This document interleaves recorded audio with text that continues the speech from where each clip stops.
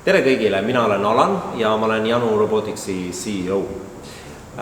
Millega Janu tegeleb? Meie oleme 6 aastat vana startup, meid on umbes 20 inimest ja koostöös Tartu Ülikooliga ja sealsete inseneridega me ehitame siis robotpaari, mida te näete minu selja taga.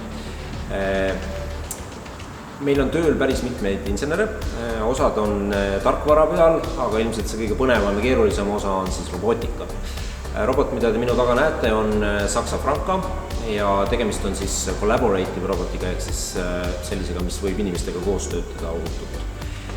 Selle roboti programmeerimine on üsna lihtne tänu sellele, et me kasutame ROS-i avatud platvormi ja kuidas robot toimib on nii, et inimene tellib joogi ja robot saab siis backendist käskluse minna siis teatavatesse positsioonidesse kokku korjama jookide koostisosi.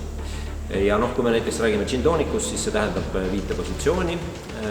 Ta käib, korjab endale klaasi kätte, siis läheb võtab jääd, läheb võtab džinni, läheb võtab laimimahla ja kõige peale siis surts toonikut, mis segab siis kogu joogi ära. Ja viimane positsioon ehk 6 on siis see nii-öelda, nimetame seda dokiks, kuhu pannakse siis klaas, kus klient siis joogi kätte saab. Ja seda protsessi on ROS-is väga mugav ja hõlbus teha, sellepärast et see on avatud platvorm, sellepärast et seda paljud kasutavad, seda on hästi lihtne kasutada, ehk siis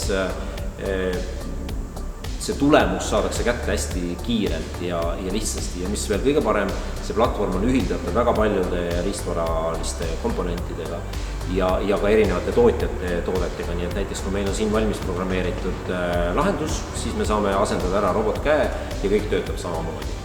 Nii et põnev, kutsume teid külla, kutsume teid jooke maitsma, oleme Eestis ja Tartus, nii et leidke meid üles, aitäh!